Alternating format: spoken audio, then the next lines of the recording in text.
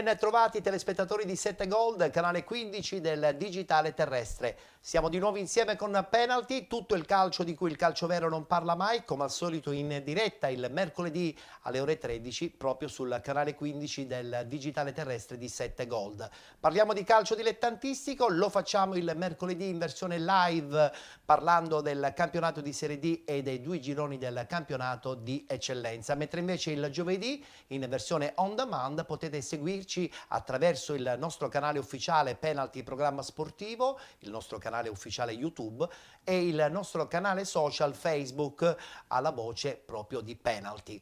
Parliamo di calcio dilettantistico e oggi lo facciamo con un delegato nazionale dell'AIAC, Associazione Italiana Allenatori di Calcio. Parliamo con Roberto Bellomo. Buon pomeriggio. Buon pomeriggio Roberto. Allora, partiamo subito da una cosa fondamentale. Quest'AIAC che è in continua evoluzione, finalmente si ritorna a parlare di calcio anche con una stretta di mano da vicino, mentre invece l'AIAC sappiamo che durante il discorso Covid ha lavorato molto in versione online. Online, sì, c'è stata tantissima attività.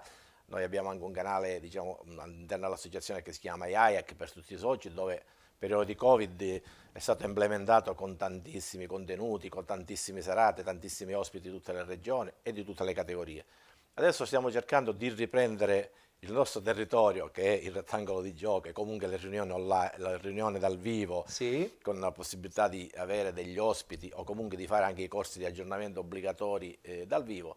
E stiamo cercando di rivivere, incominciando a rifrequentare i nostri stadi. È un calcio però che ci piace di più, giusto Roberto? Perché è chiaro che le atmosfere in una tribuna oppure in una bella sala sicuramente sono più dirette e si parla anche più chiaramente, sì, diciamo, sotto questo punto di vista. Mi permetti una battuta, il contatto anche mi fanno aumentare i soci, perché appena li vedo bisogna associarsi all'AIAC. Giusto, giusto. È già partita ormai da qualche mese chiaramente la campagna per quanto riguarda questa nuova stagione, anzi mi raccomando, allenatori dilettanti, perché il nostro è soprattutto un pubblico di dilettanti, abbonarsi all'AIAC, o meglio iscriversi all'AIAC, dà tantissime possibilità. Guarda, abbiamo tantissimi servizi, ci sono tantissimi contenuti su questo, su MyAIAC.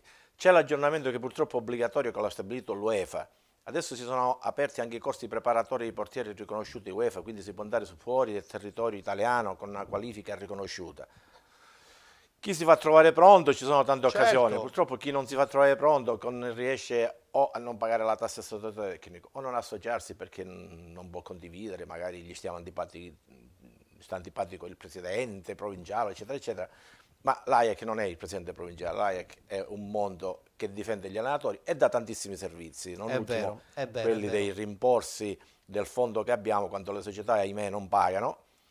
Però interviene l'AIAC, noi quest'anno abbiamo cercato di aiutare. È una tutela importante. Abbiamo cercato gli allenatori del Troina e del Giarre, tanto per dirne una, meno male che c'è l'AIAC, sono riusciti a recuperare qualcosina della società fallita. Sì, la tutela dell'allenatore grazie all'AIAC ha raggiunto livelli importantissimi. Tra l'altro lunedì c'è stata anche la premiazione di Pioli come miglior allenatore della stagione passata, panchina d'oro per l'AIAC. Diciamo una panchina d'oro, un allenatore che viene riconosciuto il suo merito perché è arrivato, ha gestito una bella situazione lo scorso anno, ha vinto uno scudetto ai danni dell'Inter, non si capisce di quale società sono io, e quindi merita perché Pioli è uno che studia. E questa è la cosa più importante, quindi complimenti a Stefano Pioli, panchina d'oro per quanto riguarda la stagione scorsa, per quella della nuova dovremo aspettare ancora un po' di tempo.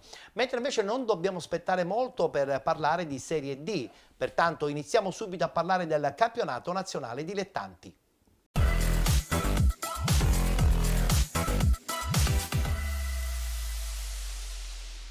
Mariglianese batte Castrovillari 1-0, Città di Cireale batte Santa Maria Cilento 2-0, Cittanova San Luca 0-0, FC Trapani batte Lamezia Terme 1-0, Catania batte Locri 4-0, Paternò batte Vibonese 1-0, Canicattì Ragusa Calcio 0-0, Città di Sant'Agata Licata Calcio 3-0 ed infine San Cataldese batte Real Aversa 1925 2-0. In classifica al primo posto la squadra di Ferraro con 63 punti, 46 punti per il Locri 1909, 45 il Città di Sant'Agata, con 39 FC Lamezia Terme, 38 punti per FC Trapani e Licata Calcio, 34 punti Vibonese e San Cataldese, 33 Canicattì, con 31 Santa Maria Cilento, 27 Ragusa Calcio, 26 punti Città di Aciriale insieme al Castrovillari, 25 il San Luca, 24 Real Aversa 1925, 22 Cittanova, 21 Paternò, chiude la classifica la Mariglianese con 17 punti. Si ritorna in campo domenica prossima, domenica 26 febbraio, eccolo qua il tabellino degli incontri: Catania Paternò, FC Trapani Città di Aciriale, Licata Calcio Cittanova, Santa Maria Cilento San Cataldese, Ragusa Calcio FC Lamezia Terme, Real Aversa 1925 Castrovillari, San Luca Canicattì, Mariglianese Locri 1909 ed infine Vibonese Città di Sant'Agata.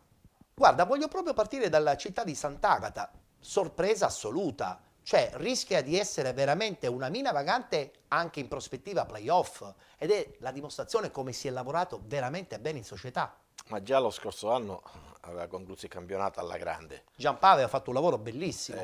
Quest'anno, continuando sulla stessa linea, giocano anche bene. Io li ho visti giocare all'andata quando hanno vinto a San Cataldo, giocano veramente bene. Vedi, queste squadre comunque sai qual è il limite secondo me, come potrebbe essere Sant'Agata, San Cataldese, diciamo provinciali tra virgolette, è che poi non avendo un obiettivo buono, alla fine dopo un anno, 2 anni, 3 anni, o tu devi giocare per vincerlo un campionato. Devi fare delle scelte. Però negli ultimi 3 anni, 4 anni abbiamo assistito il Bari, il Palermo, il Catania. L'Avellino anche prima. Con una società messa all'ultimo minuto che chiaramente aveva dei fondi non indifferenti, aveva un pubblico e quindi le squadre giocano solo per raggiungere una salvezza quanto prima. È vero, ma questo Città di Sant'Agata, mettiamo il caso che va ai playoff, li vince alla grande, tenterà in una graduatoria di salire in Lega Pro. È una realtà fattibile per la Lega Pro? Guarda, poi ci vuole uno stadio, per iniziare ci vuole uno stadio. Perché non Primo uno punto stadio. fondamentale. Poi aggiungo una cosa, per andare in Lega Pro bisognerebbe anche creare un settore giovanile che comunque in Serie D nessuno bada.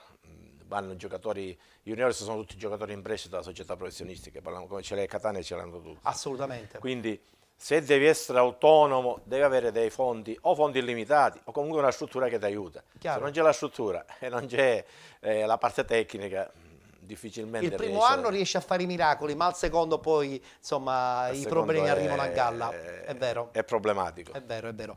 Guardiamoci il servizio, vittoria tra l'altro contro un'altra grande e bella realtà che è il Licata.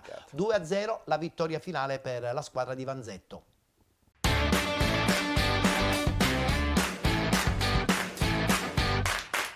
Un Città di Sant'Agata in grande spolvero batte 3-0 il Licata e vola sempre più in alto in classifica. Gara subito in discesa per i padroni di casa che dopo 28 secondi dal fischio d'inizio trovano il capolavoro al volo di Squillace che sfrutta di gran classe la pennellata dalla parte opposta di Vitale e insacca all'incrocio. Al settimo l'occasione per l'immediato raddoppio è sul piede di Marcellino che ad un passo dalla linea di porta sciupa l'assist del solito Squillace. Al 16° Calafiore in rasoterra dal limite sfiora il palo. Il Licata prova a scuotersi e al 20° Ouattara in tuffo di testa sul traversone di Pino mette di poco al lato. Al 27° altra palla preziosa di Squillace per Marcellino su cui risponde presente Valenti, poi Bonfiglio al rimorchio spara alto. Alla mezz'ora altro tentativo di Bonfiglio dal limite ma il tiro è troppo centrale. Nella ripresa il Città di Sant'Agata continua a tenere il piede sull'acceleratore e al quinto Vitale si libera bene al tiro dal limite dell'area senza però trovare la mira giusta. Al 9° Bonfiglio viene steso al limite dell'area da Garau, si incarica della punizione Squillace che col mancino la mette a fil di palo. Il raddoppio manda il Licata al tappeto. Gli agrigentini non fanno nulla di più del timido tentativo di Vitolo che al 20° mette alto da buona posizione. Il Sant'Agata invece non si accontenta e al 23° Romano scarica per Barbara che in diagonale non inquadra la porta. Al 25° anche Marcellino ci prova in diagonale ma la mette fuori. Al 27° Bonfiglio semina il panico in area ospite ma non trova la rete, complice la deviazione di Valenti. Poi a firmare il tris al 32° è Calafiore che raccoglie al secondo palo su azione di corner e beffa Valenti.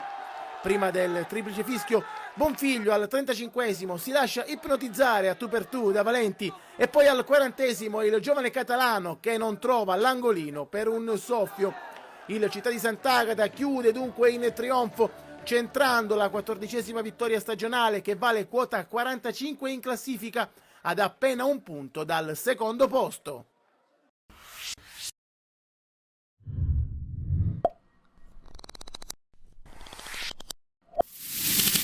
Beh, una battuta veloce anche sul Licata, perché Certo. mi sembra giusto che Romano, anche se perde 3-0 contro il Città di In Sant'Agata, un ha momento ci dimostrato può di stare. avere grande qualità. Ci sono sempre problemi strutturali secondo me e di fondi, perché per vincere il campionato in Serie D si parla di certe cifre, ma non è il problema vincerlo, e poi il problema è fare la Serie C con una cauzione o fideiussione, come la volevo chiamare, già di, non so, 800.000 euro se non mi È sbaglio. una struttura anche societaria di una Mettere certa tutti a qualità. contratto, pagare mensilmente IRPEF, eccetera, eccetera, quindi sai, diventa un po'... Le cose diventano più se non problematiche c'è una poi. buona base di organizzazione non si riesce. È vero, è vero.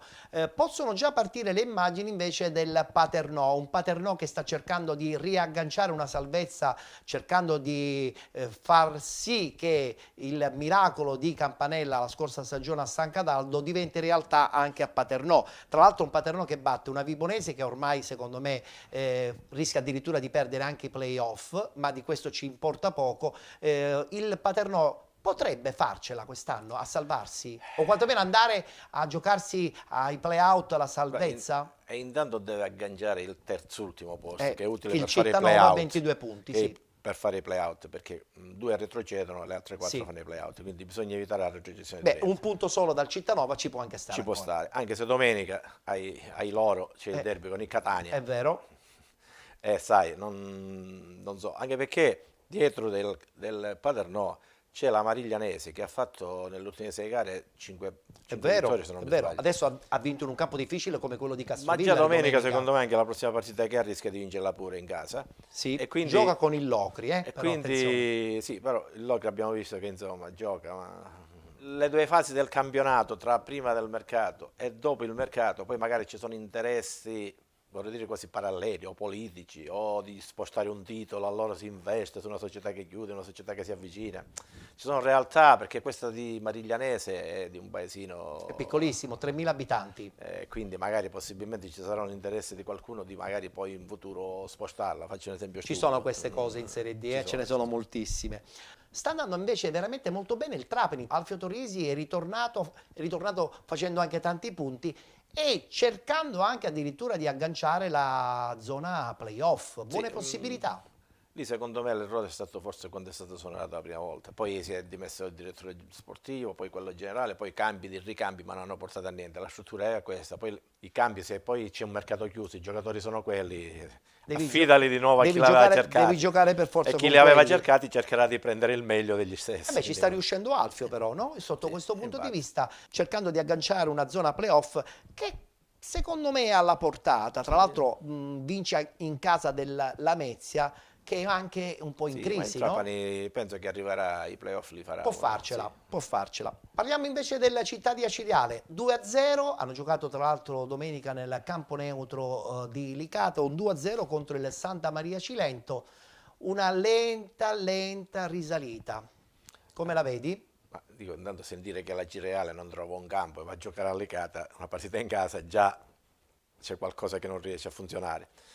Perché non solo Lì è altre un problema anche partite dell'amministrazione che Sì, aveva amministrazione, promesso il ma campo in una data e invece ancora il campo è assolutamente sì, oltre lì, però impossibile diciamo nei averlo. campi viciniori, da quelle che so, l'altra volta anche con la Sanga Daldese hanno giocato a Troina, a porte chiuse, insomma. Questa cosa incide, per questa una cosa poi alla stabilità. lunga, sai, è una squadra che vaga, senza un pubblico, dei tifosi che tra l'altro hanno Certo, un sì, tifoso è vero. abbastanza agguerriti È vero. e che ci tengono.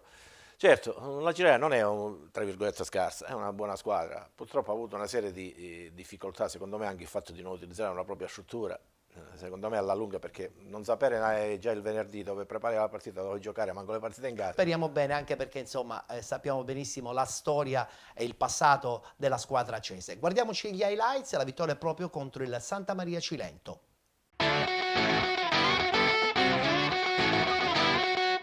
Le immagini che vedete vi giungono dal Dino Liotta di Licata, dove di qui a poco si sfideranno Acireale e Santa Maria di Cilento per la 24esima giornata del campionato di Serie D Girone I. Calcio di punizione dal vertice sinistro per il Santa Maria di Cilento, sul pallone Giovanni Catalano, oltre alla battuta in porta, calcio d'angolo. Recupera il pallone della Cireale, non c'è fallo di Guarino. Ricciardo subito dentro, il suggerimento per lo scatto De Martino toccato, si continua a giocare ancora De Martino in aria, la conclusione, De via con la manona Grieco e poi la controlla questa sfera. Il rilancio di Guarino, lungo, in profondità. Attenzione, c'è lo scatto da parte di Ghisleni che ruba il tempo a tutti, toccato in area, calcio di rigore. Calcio di rigore per la Cireale, intervento irregolare in area di rigore del Santa Maria di Cilento, c'è anche giallo per l'autore del fallo, rimane a terra, calcio di rigore per la Cireale, dal dischetto, Sbrissa contro Grieco, la battuta di Sbrissa, la palla a rete, il gol della Cireale, dal dischetto, freddo, implacabile, Giovanni Sbrissa a sbloccare il match del Dino Liotta, la Cireale 1, Santa Maria di Cilento 0. Catalano, la punizione, palla in aria, il colpo di testa, attenzione Giappone, De via, poi c'è fallo in attacco, carica sul portiere, calcio di punizione dal vertice sinistro per la Cireale, la finta di Sbrissa, Ghisleni in area di rigore, poi tocco finale con palla che è terminata fuori di poco. Ancora Cireale, l'apertura per Giovanni Sbrissa che controlla il pallone, binario mancino ancora, supera l'avversario, ancora Sbrissa, il traversone per Limonelli, il controllo Limonelli per questa conclusione, il gol! Il 2-0 di De Martino per la Cireale che mette quindi in discesa questa partita, 2-0 per la formazione granata, grande festa, c'è anche mister Ignoffo, c'è il direttore sportivo Agatino Chiavaro, tutti a festeggiare. De Martino 2-0 Cireale. Palla ancora giocata dagli ospiti che non ci stanno a perdere, ma sono sotto dei 2 gol. Attenzione Giappone, De via il pallone. Calcio d'angolo per gli ospiti, palla insidiosa, la controlla Mario Giappone che poi viene anche colpito, fischia l'arbitro. Calcio di punizione per la formazione ospite, posizione centrale. Torno ai 25 metri, occhio alla battuta, Giappone si allunga e De via,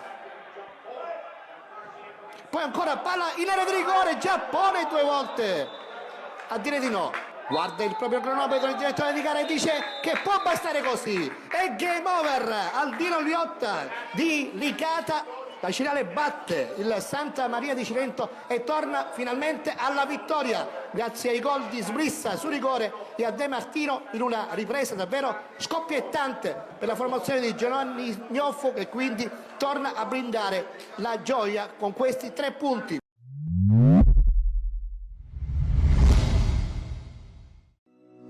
Benvenuti da Giada Immobiliare. La professionalità come punto di partenza, la qualità dei servizi come riferimento essenziale. Tutto questo è Giada Immobiliare di Giuseppe D'Antone. Servizi di compravendita ed affitti, supporto per concessioni mutui e consulenza finanziaria. Ed inoltre assistenza partecipazione ad aste giudiziarie e consulenza tecnico-legale. Giada Immobiliare, via Etnea 734, Catania. Info 095 6174 981 oppure 095 6174 973.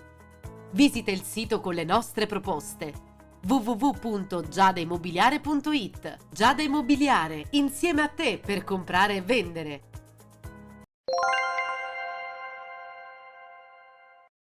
Ritorniamo a parlare del Catania che vince addirittura in casa della seconda in classifica e porta a 17 punti il distacco proprio dall'Ocri stesso. No, diciamo che l'esperienza sia dell'allenatore che del direttore sportivo di Laneri era tale che, insomma, avendo la possibilità di poterlo fare, hanno fatto una bellissima squadra, sia da un punto di vista tecnico e organizzativo.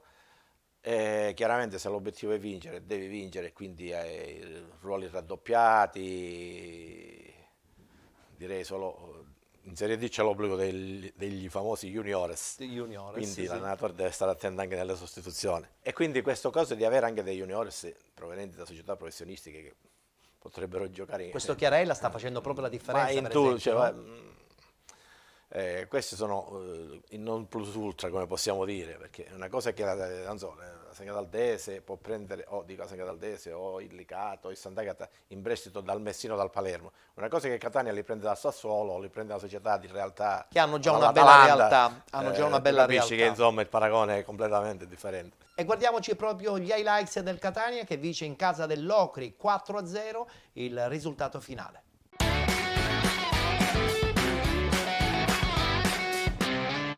Faccio i complimenti al gruppo, alla squadra, alla società, ai tifosi. È una gioia che bisogna viverla tutti quanti noi insieme, perché il Catania dal martedì al sabato, a tutti i calciatori fanno un grande lavoro mentale e fisico, e ogni domenica cerco di raccogliere i frutti che proviamo in settimana. Oggi era una partita importante, ma il campionato non è finito. Voglio dire, qui a Catania, nonostante che siamo tanti punti in avanti dalla seconda, però ogni domenica bisogna confermarci il proprio lavoro e tutto. Catania non è una piazza che tra 2 settimane, una settimana, pensiamo con tanti punti facciamo una prestazione opaca, perché non lo vuole nella città, non lo vogliono i calciatori e non lo voglio io, perché alla fine le ultime 10 il valore del Catania oggi è stato importante contro una buona squadra che sta facendo un campionato eccezionale, perché non ci dimentichiamo che loro stanno facendo un campionato straordinario, faccio i complimenti a loro, allenatore, perché fare così tanti punti e giocare, stanno secondi in classifica, e insidiare il Catania significa che è un grosso lavoro anche loro. Non bisogna essere loro, guardare oggi un risultato così schiacciante e possono essere demotivati. Invece hanno fatto un grosso campionato, faccio i complimenti alla società, a loro, al pubblico, perché il Catania oggi è stato davvero superlativo. Adesso abbiamo consapevolezza degli avversari e della categoria, perché tanti calciatori forse scendendo dai professionisti, mi sembra solo Boccia ha giocato nei dilettanti l'anno scorso in Serie D come a Giuliano, poi il resto tutti quanti dalla Serie C, qualcuno dalla Serie B. Allora venire in Serie D e non entrare con la mentalità giusta e non calarsi nella categoria poi è difficile. Invece adesso si sono calati nella mentalità della Serie D, che bisogna soprattutto dal punto di vista agonistico fare sempre partite di un certo livello, però il vero successo del Catania è durante la settimana. Torno a ripetere sempre che dal martedì al sabato i ragazzi fanno degli allenamenti con intensità e con una rabbia e con una foga che davvero poi la domenica quando vengono in campo cercano a trasformare gli allenamenti della settimana con queste prestazioni. Io penso solo a lavorare per la squadra, ormai penso che mi conoscete anche come giocatore, come uomo, quindi per me l'importante è che il Catania vinca, lo ripeto per l'ennesima volta. Poi se Manuel fa gol io sono ancora più felice, è normale per un attaccante. Però quando Manuel non fa gol e Catania vince, per me non c'è nessuna differenza veramente. Siamo focalizzati su quello che dovevamo fare noi e non c'è stata storia per nessuno. Anche oggi contro una squadra forte abbiamo dimostrato di essere una grande squadra. Dall'inizio sapevamo di essere una squadra forte per questo campionato a livello tecnico. Ovviamente siamo tutti giocatori di categoria superiore, una rosa lunga, però forse c'era l'incognita di doversi calare nella categoria. A livello caratteriale c'erano parecchie incognite fuori dallo spogliatoio, come è giusto che sia. Abbiamo dimostrato che oltre alle qualità tecniche abbiamo carattere, abbiamo personalità per poter giocare su ogni campo e dire sempre la nostra. Sappiamo divertirci, sappiamo festeggiare, ma sappiamo metterci subito in pista. Da martedì si pensa subito all'altra partita, perché non è tempo di festeggiare. Sì, lo sapevamo che la partita di oggi sarebbe stata fondamentale anche per dare il colpo di grazia, diciamo. Così è stato e siamo felicissimi di questo. È stata dominata in lungo e largo, magari non ci aspettavamo subito di sbloccarla, sapevamo che loro erano molto forti lì davanti, ma anche oggi, se non ricordo male, abbiamo concesso forse 0. Sì, forse un tiro a giro il primo tempo. Bene così, lo sapevamo, però noi siamo scesi in campo concentrati per quello che era il nostro unico obiettivo. Benvenuti da Giada Immobiliare. La professionalità come punto di partenza, la qualità dei servizi come riferimento essenziale. Tutto questo è Giada Immobiliare di Giuseppe D'Antone. Servizi di compra-vendita ed affitti, supporto per concessioni mutui e consulenza finanziaria. Ed inoltre assistenza partecipazione ad aste giudiziarie e consulenza tecnico-legale.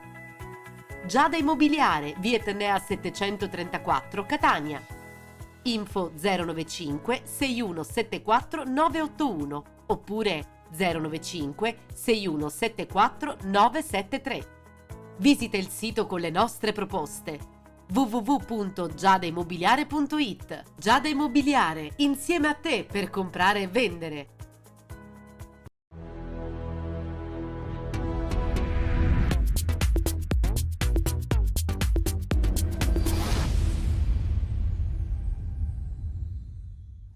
Chiudiamo il tabellino riguardante questo girone I del campionato di Serie D parlando della San Cataldese. L'ho lasciata per ultima perché mi sembra giusto, il nostro ospite è molto legato a San Cataldo, sappiamo del suo trascorso, ma sappiamo subito anche che insomma San Cataldo quest'anno, da quando è arrivato Pietro Infantino, ha inquadrato bene un po' tutta la situazione e non c'è la sofferenza della scorsa stagione. Sì, devo essere sincero. Vabbè, lo scorso anno forse perché quando si è matricole è così, magari si è un po' sbagliato qualcosina e poi comunque si è riuscito a rimediare, perché San Cataldo ha sempre una forza agonistica, degli imprenditori sani che comunque se prendono un impegno lo mantengono, e quindi se c'era da salvare la squadra si è provato a salvarla ed è stata salvata. Quest'anno era partita così, un po' diciamo non in sordina, si era provato con un allenatore giovane, forse sulla scelta tecnica secondo però me. Dopo si è capito che insomma si doveva andare su chi conosceva il campionato e l'approdo di Infantino a San Cataldo è stato favorevole, anche con la guida soprattutto sia della dirigenza in prima persona, del direttore Torregrossa, insomma hanno preso le misure giuste del campionato. Aggiungo io, con qualche straniero in meno di altre società, perché non ce l'ho con gli stranieri. È vero. Con persone che conoscono la categoria e il girone, e quindi questo ha fatto sì che hanno inanellato una serie di risultati importantissimi, certo, è logico. Tra l'altro questo ci potrebbe anche far pensare che la prossima stagione, partendo proprio da Infantino, qualche cosa di più interessante ne può venire fuori, no? Sì, però c'è sempre un problema di un paese, di una piccola realtà, che le persone ormai per venire al campo, lì si resiste con un prezzo equo per mandare la squadra, però c'è troppo calcio in TV, allora le persone, se c'è il Catania si riempie lo stadio, se non c'è il Catania si stenta a riempire lo stadio, perché purtroppo il numero ormai sono pochini come spettatori. Questo girone con le trasferte non solo in Calabria ma anche in Campania è un girone molto oneroso, con dispendio di forze economiche e di caro benzina, possiamo dire, considerevole, o di traghetto obbligatorio, perché non è possibile prendere manco un aereo, quindi ci sono dei costi alti e si cerca di fare calcio a buonissimo livello. Perché no? Però già partire con una base senza patema d'animo potrebbe essere una realtà. Poi non sappiamo se il girone si inventa un'altra paracadutata fallita, questo speriamo di no, però dico il problema sarà di vedere appunto come finisce, perché adesso ultimamente nelle ultime 5 gare, 4 gare, pur avendo squalificati, perché dopo la partita dei Caniati ci sono state delle squalifiche, giocatori importanti, ma ha fatto 3 vittorie e una sconfitta, di cui 2 fuori casa, Trapani e Cireale, sì. Ieri si è riconfermato. E insomma, si sta tirando fuori, diciamo, tranquillamente.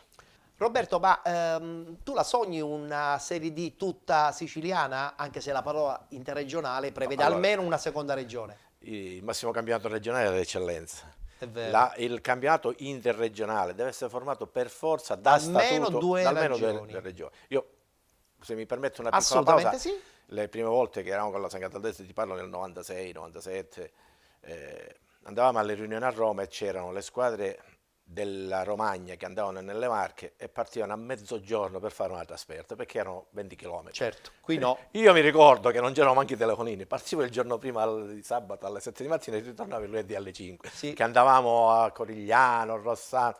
Trasferte lunghissime. Ed è stato fatto all'epoca, fu al Buonanima, presidente Tavecchio, vabbè, allora vi daremo un contributo, e siamo riusciti, perché io e il segretario del Bagheria, dello Sciac, abbiamo scritto e ci hanno dato un contributo. Però dico, il problema delle distanze, perché noi questa cosa se poi la riportiamo in piccolo, io ti faccio un esempio, anche l'Ajax, per fare una riunione, se Ragusa deve andare a Mazzara ci vogliono 3 ore e 3 ore, quindi è pazzesco, le distanze le abbiamo. È vero. Semmai bisognerebbe fare capire che nella composizione del girone, o dare la possibilità, fare delle convenzioni, non voglio dire aeree, ma sul Napoli, faccio un esempio stupido, se tu devi fare un girone, o con la Lombardia, costerebbe di meno, questo provato. Beh, l'idea delle convenzioni è sempre Perché tu fai probabilmente un 8 sogno qui, di molti, 8 là e finisce là, però la Lombardia non vuole scendere perché in Lombardia giocano con solo i parenti al campo, mentre a noi c'è agonismo, eccetera, eccetera. Però dico, le spese bisogna quantificare. Basta fare una indagine chilometrica. E capire subito le differenze. Una volta l'ho fatta. Noi facevamo quasi 13.000 chilometri, non ha, le altre società ne facevano 3.000, 3.500, gli altri gironi del nord. Le differenze ci sono, le differenze ci sono. Ci fermiamo, c'è la pubblicità, tra poco rientriamo in studio e parleremo anche dei 2 gironi del campionato di eccellenza dove il nostro Roberto Bellomo è super aggiornato. A tra poco.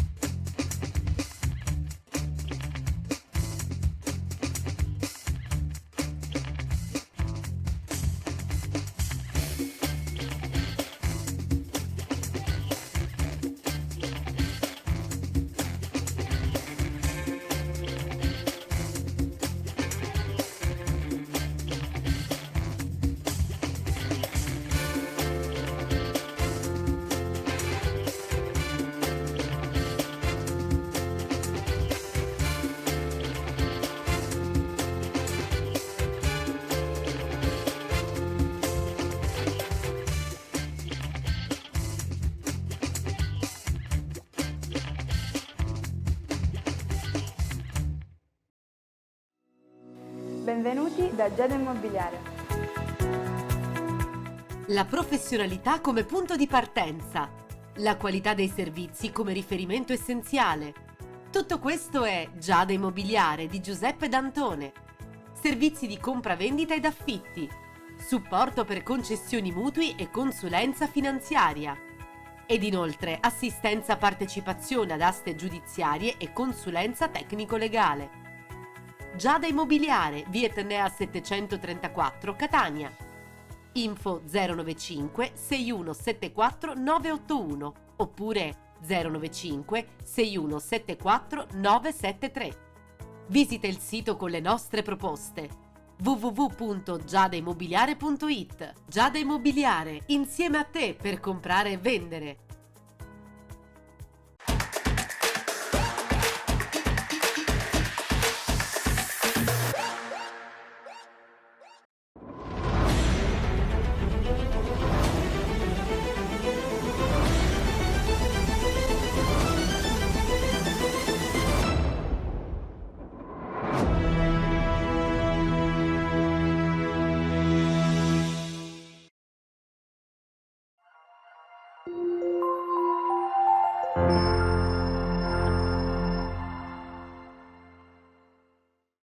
Seconda parte della nostra trasmissione, parliamo adesso del campionato di eccellenza ed iniziamo con il girone A.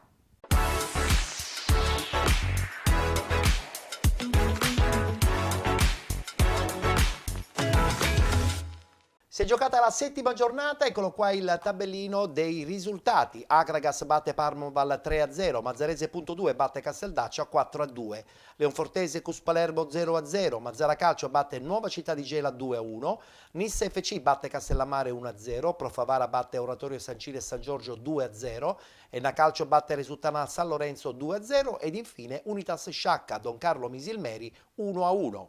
Continua il testa a testa tra Enna Calcio e Akragas con il terzo incomodo Profavara, ma guardiamo la classifica. Enna Calcio al primo posto con 54 punti, 52 Akragas 2018, 48 Profavara.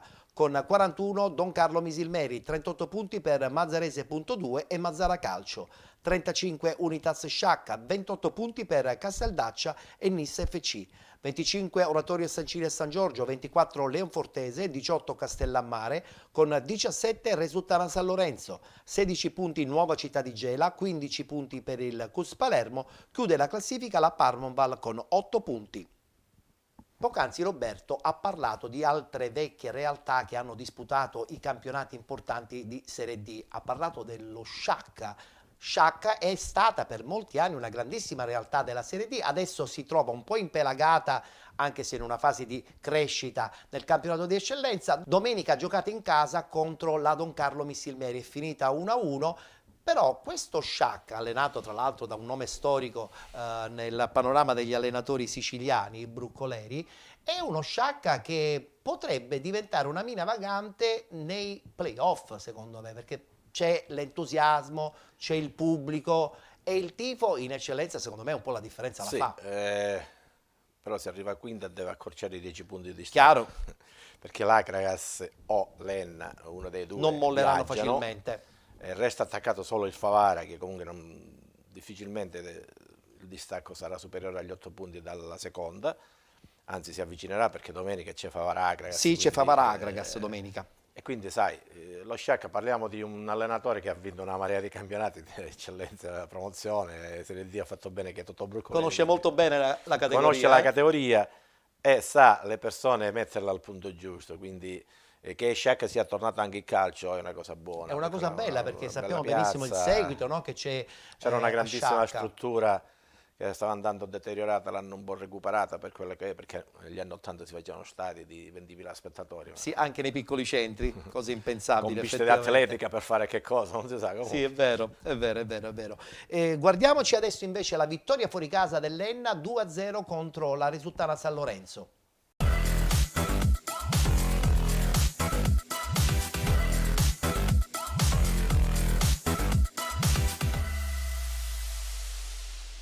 Bentrovati al centro sportivo Pasqualino di Carini, si gioca qui la 22esima giornata del campionato di eccellenza per Resultana San Lorenzo ed Enna, entrambe vogliose di conquistare i 3 punti, i motivi però sono diametralmente opposti. Da una parte la Resultana che soffia ancora sulla speranza della salvezza diretta, dall'altra l'Enna che invece deve vincere per mantenere il primo posto a +2 sull'Akragas. Fischia il signor Gaetano Milone della sezione di Barcellona Pozzo di Gotto, assistenti Catanese e Todaro, entrambi della sezione di Messina. Primo tentativo locale verso la porta di Caruso, il pallone però finisce alto sopra la traversa. L'Enna al minuto 10 con Sessa che serve Alfieri, tentativo mancino senza problemi compagno. Al 14esimo calcio di punizione per l'Enna, Caronia va a scodellare questo pallone verso il secondo palo, dove arriva la spizzata di Agudiac, mette davanti alla porta praticamente sguarnita, Biccio Arcidiacono, l'Enna in vantaggio al centro sportivo Pasqualino di Carini con il gol del proprio numero 7. Punizione perfetta, schema assolutamente riuscito in casa gialloverde. Ancora l'Enna con Agudiac che serve Arcidiacono, tentativo di destro a giro per l'ex Messina che non inquadra lo specchio della porta.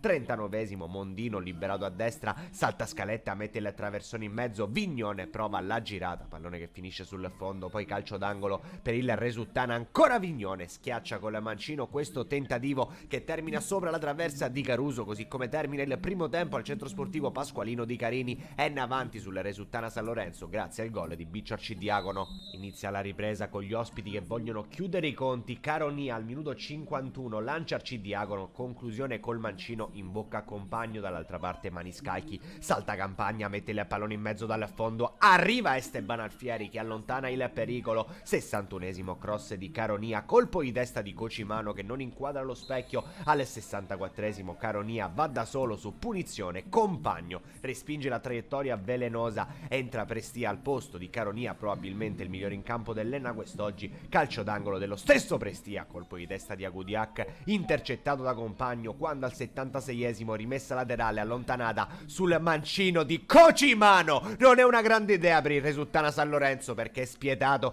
il 10 dell'Enna che festeggia il gol del raddoppio, stagione da favola per Totò Cocimano così come per tutta l'Enna. All'81esimo si complica ulteriormente la partita del Resuttana San Lorenzo, questo fallo da parte di Punzi e probabilmente le proteste reiterate nei secondi successivi all'intervento che fanno estrarre al signor Milone il secondo cartellino giallo per il difensore del Resuttana, che dunque rimane in 10 uomini. Succede qualcosa anche al 91esimo, perché presumibilmente qualche parolina di troppo da parte di Mercanti induce Milone a estrarre ancora un cartellino rosso, il secondo di giornata, col Resuttana San Lorenzo che chiude dunque in 9 contro 11. Prova l'Enna allora a calare il tris con Cocimano che serve a Gudiak, Compagno respinge ancora Gudiak dentro per Cocimano, ancora Compagno. Bella prestazione per il portiere del Resuttana, ma non basta, perché la capolista passa anche al centro sportivo di Carini vincendo per 2-0 in casa del Resuttana San Lorenzo. Decidono i gol uno per tempo di Arcidiacono e Cocimano.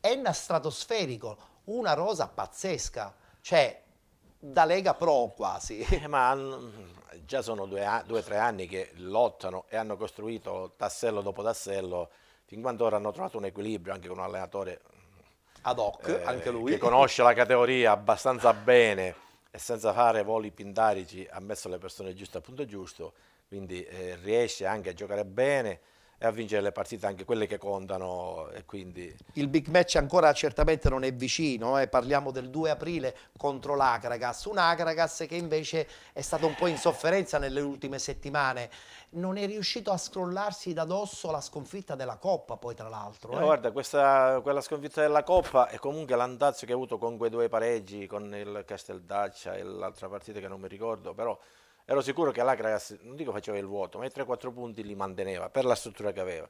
Invece poi ha avuto un momento di sbarrimento e l'Enna ha trovato la situazione giusta, perché anche l'Enna c'è stato un momento che non riusciva a far quadrare bene la situazione, però hanno preso le misure al campionato. Forse direi che la delusione è nel Missile Mary, diciamo. Sì, anche il Missile non Mary si può aveva esonerare costruito un gruppo diciamo importante. Che gli allenatori si esonerano per fare lavorare altri allenatori, però si esonera l'allenatore alla prima sconfitta e poi adesso la squadra ha 9 punti di distacco, qualcosa non funziona. Qualcosa non funziona, è vero.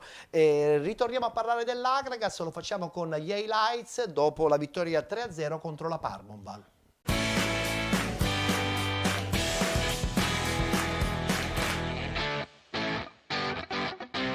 Allora, facile non proprio, perché comunque era importante partire con l'approccio giusto, l'abbiamo fatto e naturalmente queste partite si possono decidere da un episodio, poi si acquisisce fiducia, si acquisisce più gioco, quello che ci serviva. Fortunatamente è arrivato su un mio gol e ne sono contento. È stata bella, cioè nel senso io sono arrivato lì e sapevo di far gol, questo perché l'avevo provata, riprovata e sapevo di far gol ed è un'emozione importante. Spero di farne altri e molto più importanti, ma io direi che il gol di Semenzin contro lo Sciacca ci ha ridato quell'animo in più che ci serviva. Oggi era una partita che non dovevamo, come ho detto, non dovevamo sottovalutare, perché dovevamo portare a casa i 3 punti. Adesso sono 9 finali, 8 finali che ci aspettano e dobbiamo vincerle tutte per arrivare al nostro obiettivo. Allora, è stata una partita, non dico facile, perché nessuna partita si deve sottovalutare, soprattutto in questo periodo che abbiamo passato. Abbiamo avuto la fortuna di sbloccarla subito con un gran gol di Simone ed è tutto andato per il verso giusto. Allora, penso che questo sia uno dei campionati d'eccellenza più combattuti degli ultimi anni, visto che siamo 3-4 squadre tutti là in pochissimi punti, con soprattutto ancora gli scontri diretti tutti da giocare. Domenica ci aspetta una gara molto difficile da fare, perché secondo me è uno dei campi più difficili di tutta l'eccellenza siciliana. Le punte non segnano, è difficile da dire, perché può essere che noi sbagliamo a servirli davanti alla porta, perché molto spesso non riusciamo a fare l'ultimo passaggio, le condizioni del campo non l'aiutano, molte volte ricevono palla girate di spalle, per arrivare a girarsi verso la porta devono fare 6-7 tocchi e ogni volta hanno 3-4 avversari dietro le spalle che li pressano. Purtroppo per ora va così, però sono sicuro che ho piena fiducia nei miei compagni e che presto si sbloccheranno.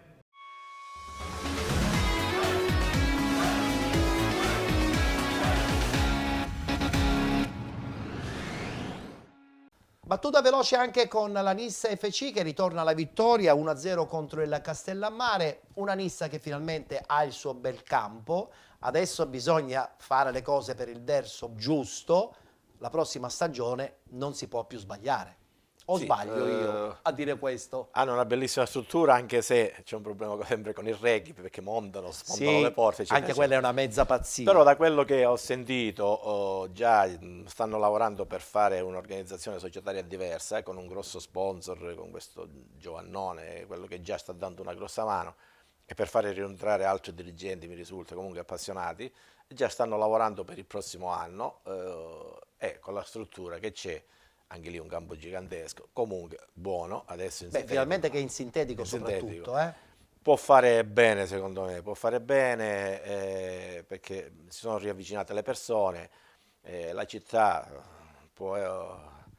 si riassumano ricordi di quando c'erano alti livelli e quindi speriamo bene, perché tra l'altro ha una posizione centrale, quindi una buona organizzazione. È un capoluogo di provincia che non può mancare, la Serie D è d'obbligo, o sbaglio Roberto? Può dare l'Impa anche in derby con la Sagna Daldese, ma questo è un problema vabbè, c'è giustamente di anche gestione, però dico... Ma i derby vengono fatti proprio perché danno anche le ci sono stati a Milano, a Torino, in grande, noi in piccolo lo possiamo fare anche da noi. Bene, abbiamo a questo punto chiuso il discorso riguardante il girone A, passiamo al girone B.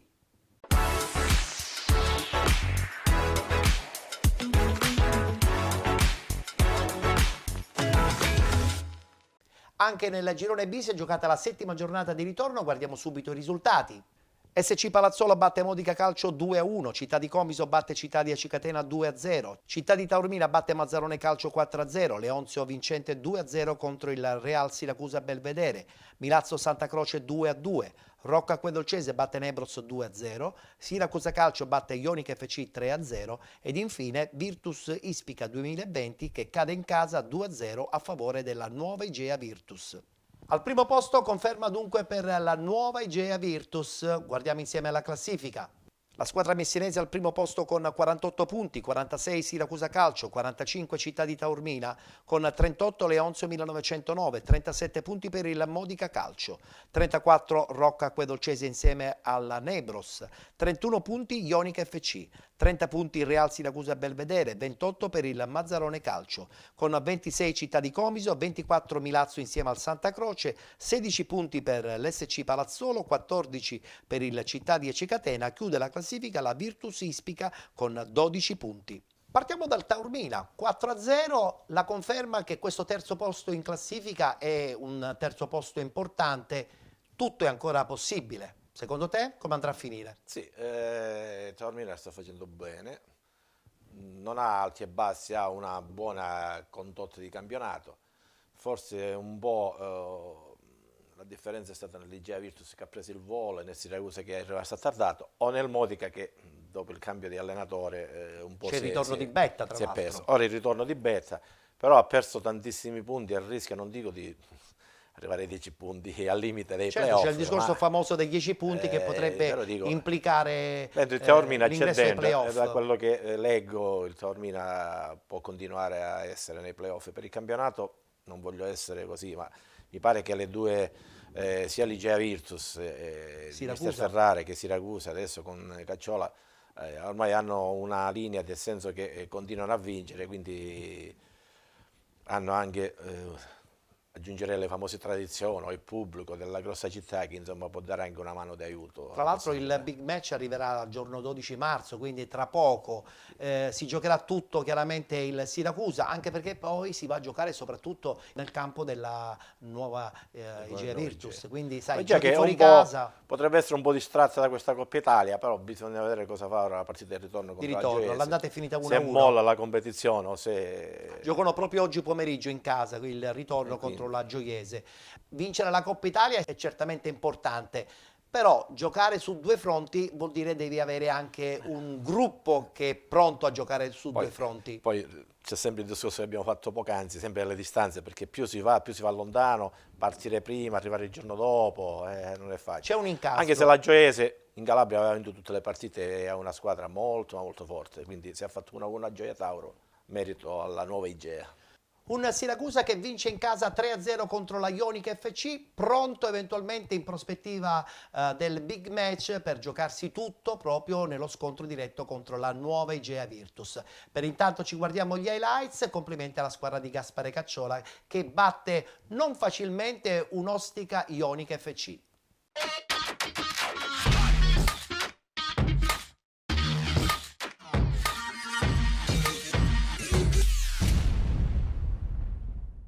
Il Siracusa batte lo Ionica e resta a 2 punti dalla nuova Igea Virtus, vittoriosa 2-0 sul campo della Virtus Ispica.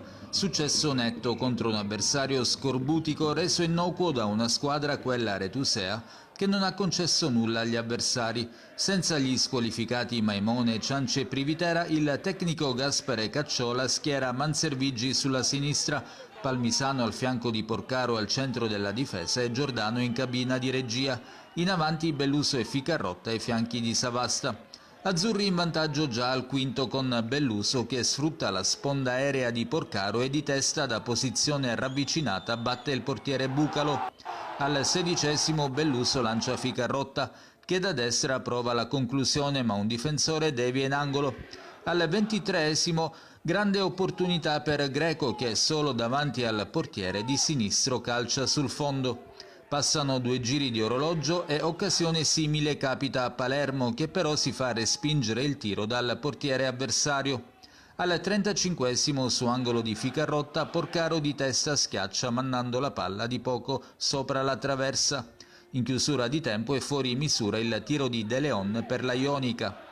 Nei primi 20 minuti della ripresa la squadra messinese preme alla ricerca del pareggio senza tuttavia creare difficoltà all'attenta difesa siracusana. Nel miglior momento degli ospiti colpisce ancora Belluso che sugli sviluppi di un calcio di punizione dalla 3/4 di destro batte ancora il portiere della Ionica. In pieno recupero il neoentrato Montagno ruba palla ad un avversario e appena in area di rigore lascia partire un sinistro che si infila all'angolino basso, realizzando così la rete del definitivo 3-0. A fine partita applausi per un gruppo capace di cogliere nelle ultime 12 partite 9 vittorie e 3 pareggi.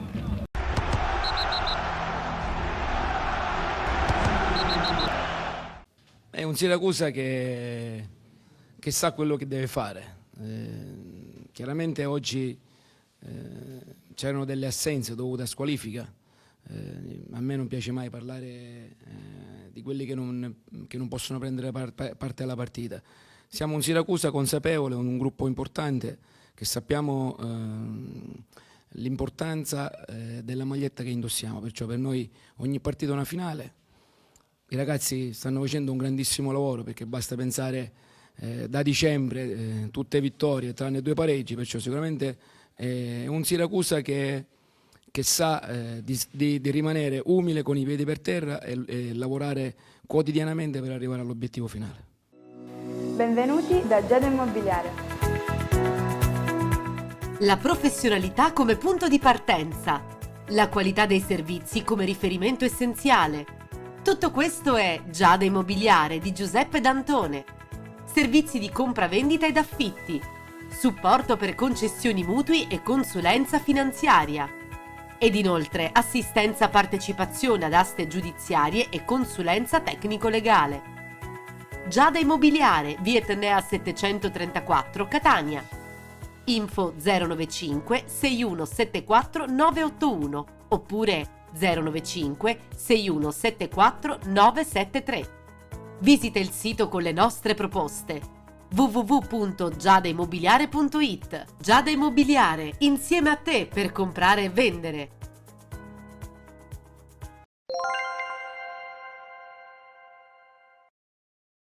Potrebbe rientrarci anche la Leonzio nel progetto playoff Secondo me, con allora, qualche possibilità di le agganciare quattro la squadre sono promozione? molto forti, devo essere sincero, soprattutto io il Modica per me è sempre forte, poi se è un problema di spogliatoio, però Siracusa e Igea non si discute. Potrebbe rientrare, però deve fare una corsa sfrenata che secondo me non ha manco la struttura, adesso non andrò in merito, ma mi pare... Però può essere una sorpresa, dipende dal calendario, poi le squadre che sono... C'è qualche incasto di scontro diretto che potrebbe poi far saltare un po' i piani che magari a tavolino vengono disegnati, no? Certo. Intanto la cosa più importante è questo scontro diretto, poi vedremo cosa succederà. Certo. Con il terzo incomodo Città di Taormina che potrebbe approfittarne comunque, no? Certo, questo sicuramente, perché lì il problema sarà nelle ultime 4-5 partite, poi le squadre che si devono salvare. Se tu vai a trovare le squadre che hanno un obiettivo, non hanno un obiettivo. Certo. e Sono quindi... degli equilibri che poi durante il corso della stagione arrivano, soprattutto Però diciamo nella che già parte finale. 3-4 squadre, il quartetto è quasi completo. Se è brava a fare la quinta... Potrebbe esserci potrebbe questa esserci. Leonzio, è vero.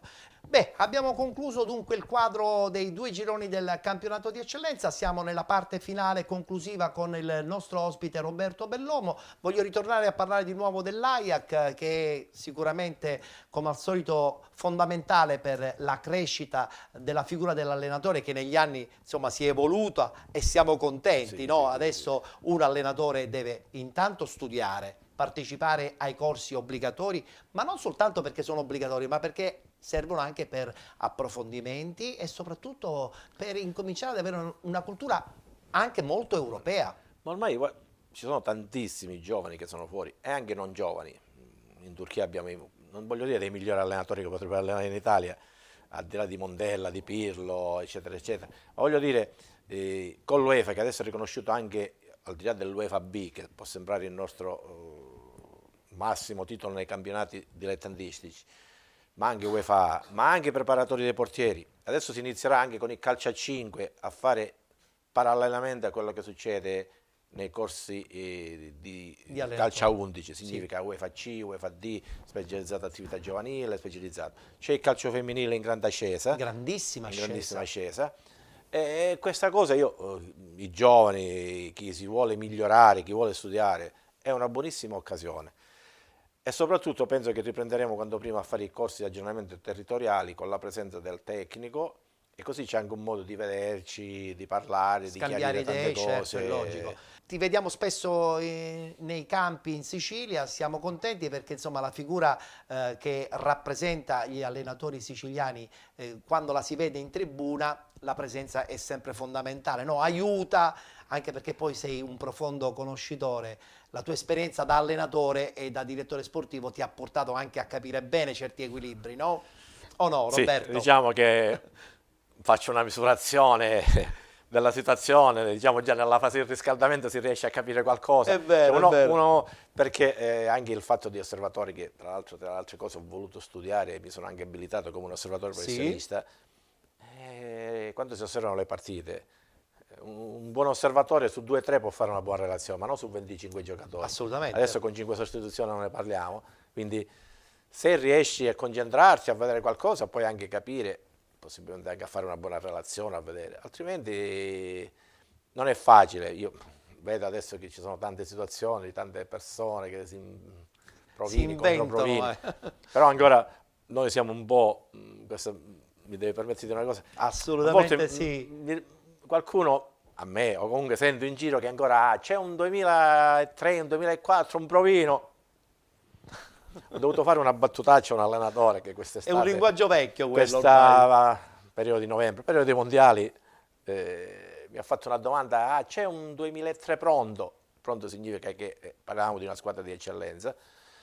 Pronto, gli ho detto, scusa, pronto, ieri sera hai visto, c'erano i mondiali. Sì, gli ho detto l'Olanda ne aveva 2. Dice, ma mister, direttore, come mi chiamava? A me prende in giro, nel senso che, scusami, ragazzi che vengono dagli allievi, vuol dire che l'allenatore si impegna un pochino di più, mezz'ora di allenamento al giorno, Dopo la prima settimana sicuramente se il ragazzo capisce si migliora, poi se non capisce proprio con un altro. Bene, ringrazio la presenza di Roberto Bellomo, Grazie delegato nazionale dell'AIAC. Roberto, ci vedremo presto, tra l'altro insomma l'AIAC sarà sempre presente nella manifestazione importante del calcio dilettantistico, i Penalty Awards a giugno. La figura dell'AIAC è servita tantissimo perché sappiamo benissimo che più AIAC di qualità c'è e più allenatori di qualità ci sono.